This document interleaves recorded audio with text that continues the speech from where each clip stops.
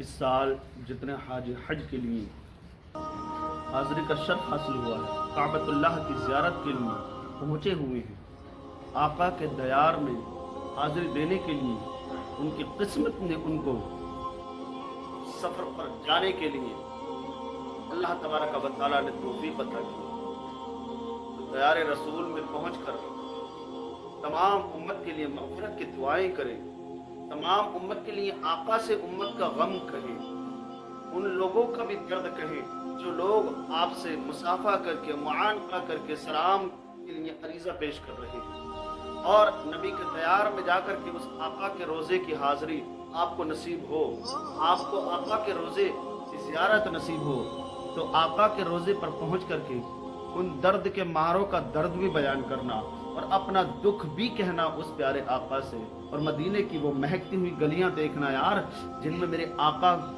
صلی اللہ تعالی علیہ وسلم مدینے کی گلیوں کو مشرف فرمایا، مہکایا۔ اعلیٰ حضرت یہ کہتے ہیں کہ پھر کے گلی گلی تباہ، ٹھوکرے سب کی کھائے کیوں، دل کو جو عقل دے خدا تیری گلی سے جائے کیوں۔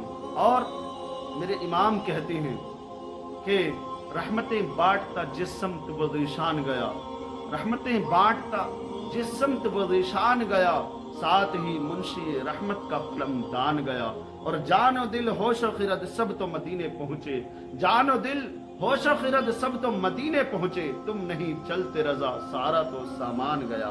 عزیزان ملت اسلامیہ، برادران اسلام، تمام حجاج اکرام کو مبارکباد، اور جو لوگ اس سال حج کے لیے گئے تمام کو عطا دل کی گہرائیوں کے ساتھ مبارکباد پیش کرتے ہیں۔ دیکھیے یار، آپ جس وقت کعبۃ اللہ کی زیارت کے لیے پہنچے تو یار اللہ کے رسول صلی اللہ تعالی علیہ وسلم کی حدیث پاک ہے، پیارے آقا فرماتے ہیں کہ جس وقت پہلی نظر کعبے پر پڑتی ہے تو وہ نظر اللہ تبارک و تعالی اس نظر کی برکت سے جو تمہارے منہ سے، جو تمہاری زبان سے کلمات نکلتے ہیں، اللہ تبارک و تعالی اس پہلی نظر کی برکت سے ان کلمات کو قبول فرما لیتا ہے۔ تو یار آپ مجھے یہ بتائیے، وہ لوگوں ذرا توجہ لگائیے، جس وقت آپ کی پہلی نظر کعبۃ اللہ پر پڑے تو اس وقت آپ کی زبان پر کیا کلمات ہونے چاہیے؟ تو کہنے والوں نے کہا حضرت میں اپنے لیے دعا مانگوں گا، کسی نے کہا حضرت میں اپنے بیوی بچوں کے لیے دعا مانگوں گا، کسی نے کہا حضرت میں اپنے کاروبار کے لیے دعا مانگوں گا۔ ٹھیک ہے، کاروبار کے لیے دعا مانگیے، سب چیزوں کے لیے دعا مانگیے، مگر ایک نظر کتنا لمحہ ٹھہرے گی؟ 1 سیکنڈ یا 2 سیکنڈ؟ اس 2 سیکنڈ میں کیا کیا مانگیں گے آپ؟ کاروبار کے لیے مانگیں گے، بیوی بچوں کے لیے دعا کریں گے، آپ اپنے پریوار کے لیے دعا کریں گے، اہل و عیال کے لیے دعا کریں گے، محلے والے خاندان والوں کے لیے دعا کریں گے، کس کس کے لیے دعا کریں گے؟ تو میرے امام فاضل بریلوی رضی اللہ مولا عنہ نے اس کا طریقہ بھی بتا دیا کہ یار جس وقت کعبے پر نظر پڑے تو آپ کی وہ نظر، پہلی نظر جب پڑے کعبے پر تو کتنی دیر ٹھہرتی ہے وہ نظر؟ حد سے حد 1 سیکنڈ یا 2 سیکنڈ، پلک جھپکا دوسری نظر شروع، پھر آپ کا وہ موقع، وہ چانس جو آپ کی پہلی نظر کا تھا وہ ختم ہو گیا۔ تو اس 1 سیکنڈ یا 2 سیکنڈ میں آپ کیا کیا مانگ سکتے ہیں؟ آپ دنیا مانگ سکتے ہیں، آخرت مانگ سکتے ہیں، کاروبار کے لیے برکت کی دعائیں مانگ سکتے ہیں، اولاد کے لیے زندگی کی برکتوں کی دعائیں کر سکتے ہیں، اہل و عیال کے لیے دعا کر سکتے ہیں، یا محلے پڑوسی کے لیے دعا کر سکتے ہیں، کس کس کے لیے دعا کر سکتے ہیں؟ تو اعلیٰ حضرت کی بارگاہ میں مریدین عرض کرتے ہیں حضور آپ بتائیے کس طرح سے عریضہ پیش کیا جائے؟ تو میرے امام یہ کہتے ہیں جس وقت آپ کی کعبۃ اللہ پر پہلی نظر پڑے اس وقت اپنے رب کی بارگاہ میں یہ دعا کرنا کہ مولا میں اب سے جو دعائیں تیری بارگاہ میں کروں، پاک پروردگار عالم میری وہ ساری دعائیں قبول فرما لینا۔ یار آپ کی یہ دعا قبول ہو گئی نا تو ساری دعائیں قبول ہوتی رہیں گی۔ میرے آقا کی حدیث ہے، میرے آقا فرماتے ہیں جب بندے کی پہلی نظر کعبے پر پڑتی ہے تو اللہ تبارک و تعالی اس پہلی نظر کی برکت سے اللہ رب العالمین اس کی زبان سے جو کلمات نکلتے ہیں ان کو قبول فرما لیتا ہے۔ تمام حجاج کرام اللہ تبارک و تعالی ان کے حج کو قبول فرمائے۔ اور یار ایک حج ایسا بھی ایک حج ہے ایران کی سرزمین سے ایک اللہ کا بندہ رات و دن محنتیں مشقتیں کر کے لوگوں کی جوتیاں پولش کر کے جوتے سی کر کے ایک ایک پیسہ اکٹھا کر کے جمع کر کے تا عمر تمنا کرتا رہا کہ مولا میں بھی تیرے کعبے کی زیارت کروں. اے پاک پروردگار عالم، کام کرتا مزدوریاں کرتا دل میں یہ آرزو ہوتی کہ مولا میں بھی صفا مروہ کی سعی کروں. پاک پروردگار عالم اب زمزم کا پانی پیوں. اے مولا رب العزت نبی کے سبز گنبد کی زیارت کروں. کام کرتا ہے مزدوریاں کرتا ہے کہ پیسہ جوڑ جوڑ کے دل میں حسرتیں تمنائیں پالتا ہے. آخرکار وہ دن زندگی کا آ ہی جاتا ہے کہ اس کے پاس اتنا مال اور اتنی دولت اتنی رقم جمع ہو گئی کہ وہ حج کے لیے جا سکے. اس شخص کا نام حضرت عبداللہ ابن مبارک ہے. رقم جمع ہو گئی، حج کے سفر کے لیے تیاریاں شروع کر دیتے ہیں. حضرت عبداللہ ابن مبارک رضی اللہ تعالیٰ عنہ کے دل میں جو حسرتیں زندگی بھر انگڑائیاں لے رہی تھی آج ان کو پوری کرنے کا وقت آ گیا. قافلے کی روانگی کا وقت آ گیا. آپ نے ربط سفر باندھ لیا، ساز و سامان اپنے ساتھ باندھ کے پیک کر کے حج کے لیے روانہ ہونے کے لیے تیار ہیں. حضرت عبداللہ ابن مبارک قافلے کے ساتھ سفر کے لیے تیار ہیں. آپ کے پاس وہ رقم جو آپ نے زندگی بھر محنت سے کما کر کے ایک ایک روپیہ جوڑ کے لوگوں کی جوتیاں پولش کر کے لوگوں کی جوتیاں سی کے اکٹھا کی تھی، آج وہ رقم جائز جگہ پر اور اپنے نبی کے دیار میں حاضر ہونے کے لیے وہ رقم خرچ ہوگی. حضرت عبداللہ ابن مبارک تمام لوگوں سے ملتے ہیں، لوگوں سے معافیہ طلب کرتے ہیں. یار یہاں پر ایک بات میں آپ کو بتا دوں، جو حجاج کرام جا رہے ہیں ان سے ہاتھ جوڑ کر میرا نویدن ہے، ہاتھ جوڑ کر عریضہ ہے، آپ حضرات اس دیار میں جا رہے ہیں، شہنشاہ مدینہ کی در کی حاضری آپ کو مل رہی ہے، اللہ کے گھر کی زیارت کرنے کے لیے جا رہے ہیں. یار اگر کسی کا دل دکھایا ہے نا تو اس سے اکیلے میں تنہائی میں جا کر کے معافی مانگو. آپ کہیں دنیا کی ریلی یا کسی مجلس میں نہیں جا رہے ہیں، اس رب کے دیار میں جا رہے ہیں، رب العالمین کا کعبۃ اللہ کی زیارت کرنے کے لیے جا رہے ہیں. آپ اس تاجدار دو عالم صلی اللہ تعالی علیہ وسلم کے در کی حاضری کے لیے جا رہے ہیں جس نے ٹوٹے ہوئے دلوں کو جوڑا ہے، جو دکھی دلوں کا سہارا بنا ہے. تو اگر کسی کا دل دکھا کر کے دیار مدینہ صلی اللہ تعالی علیہ وسلم میں حاضری دے گا نا تو یاد رکھ تیری حاضری بیکار ہے.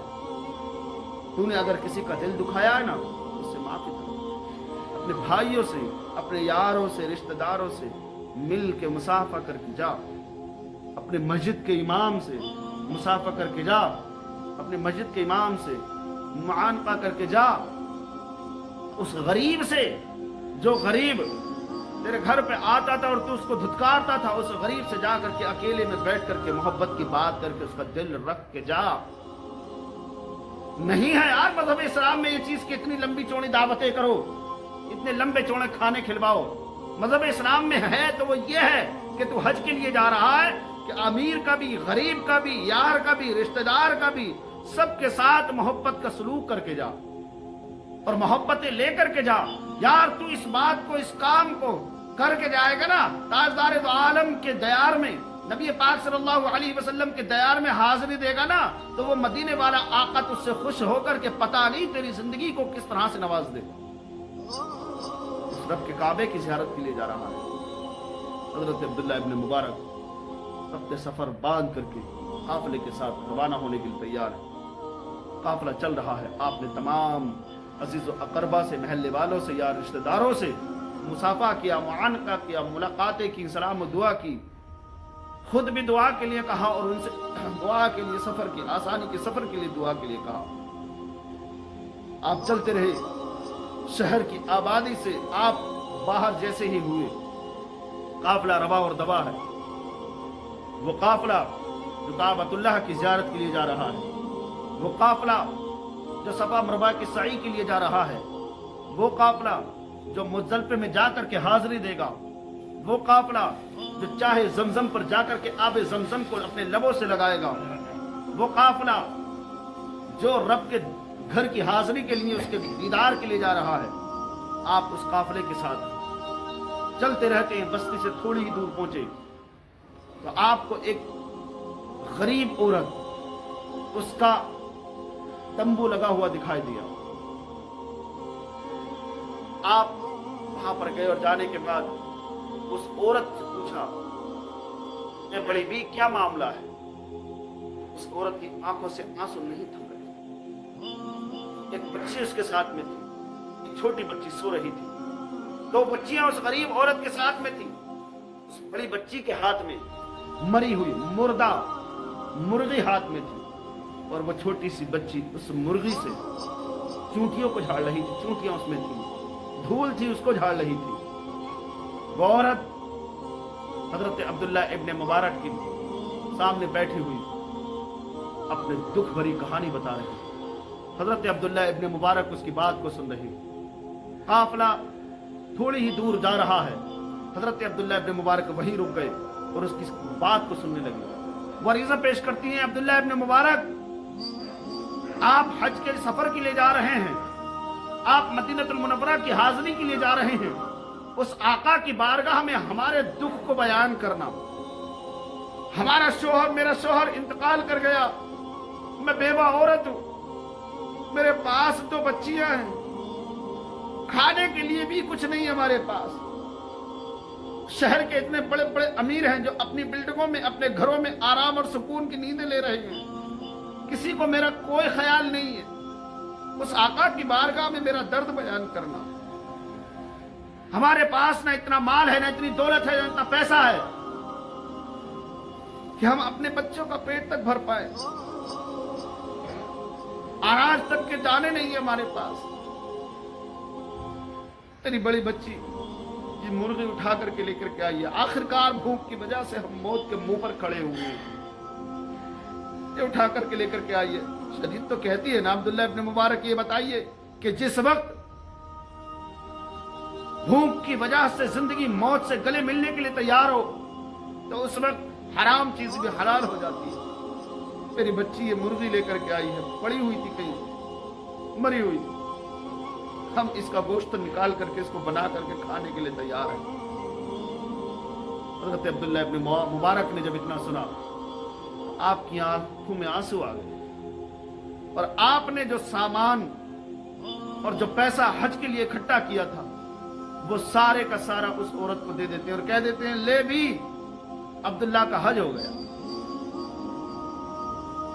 हज़रत अब्दुल्ला इब्न मुबारक उसको अपना रफ्ते सफर जो था आपके पास और जो पैसा था आपके पास उस औरत को देकर के वापस घर आ गए। घर आने के बाद जब तक हुज्जाज इकराम हज से वापस आए आप कमरे से न निकले और रब की बारगाह में दुआएं करते रहे, पाक परवरदिगार आलम, तूने मुझे मालो दौलत दिया, इतना मैंने इकट्ठा किया तेरे घर की हाजिरी के लिए। मौला रब्बुल इज्जत, मुझे इस औरत का दुख बर्दाश्त न हुआ। मौला, मैंने उस औरत को अपना पैसा दे दिया। मौला पाक परवरदिगार आलम, तेरी बारगाह में फिर हाजिरी होगी, इंशाअल्लाह अगले साल फिर कोशिश करूंगा। दुआएं करते रहे, मिन्नतें करते रहे। जैसे ही हज का मौका, हुज्जाज इकराम वापस आते हैं, आने के बाद तमाम लोग हुज्जाज इकराम से मुसाफा करते हैं, दुआएं लेते हैं, मुआनका करते हैं। लोग हजरत अब्दुल्ला इब्न मुबारक के घर भी पहुंचे। वो हाजी जो हज करके आए थे वो भी पहुंचे और जाकर के हजरत अब्दुल्ला इब्न मुबारक से मुसाफा करते हैं, मुआनका करते हैं, अरीज़ा पेश करते हैं, अब्दुल्ला इब्न मुबारक, आपको हज मुबारक हो। हजरत अब्दुल्ला इब्न मुबारक फरमाते हैं कि भाई ये बताइए, मैं तो हज के लिए गया भी नहीं, फिर आप कैसे कह रहे हैं? आप कैसी बातें कर रहे हैं? हमने आप ही को देख करके तो तमाम अरकान हज अदा किए हैं। आपके पीछे पीछे हमने काबतुल्लाह का तवाफ किया, आपके पीछे पीछे सफा मरवा की सई की। आपने चाहे जमजम पर जाकर के आबे जमजम पिया, हमने भी पिया। दयारे रसूल में आपकी हाजिरी हुई, आपके साथ साथ हमारी भी हाजिरी हुई।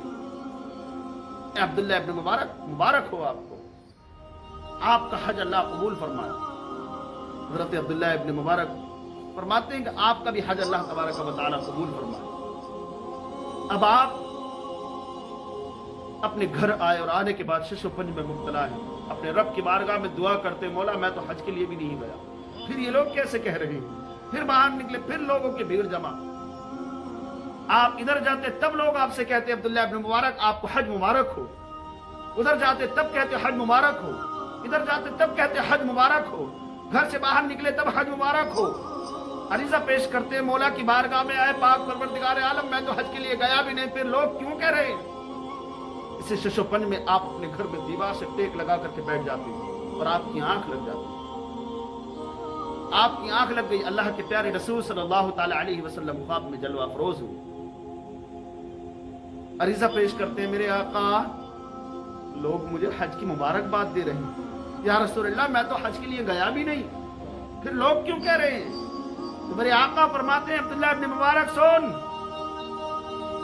اللہ تبارک و تعالی نے تیری رویت کا ایک فرشتہ پیدا فرما دیا اور تیرے بدلے کا حج اس فرشتے نے ادا کیا. کعبۃ اللہ کا طواف کیا تو اس فرشتے نے کیا، صفا مروہ کی سعی کی تب اس فرشتے نے کی، اور لوگ اس فرشتے کے پیچھے پیچھے تجھے سمجھ کر کے ارکان حج ادا کرتے رہے.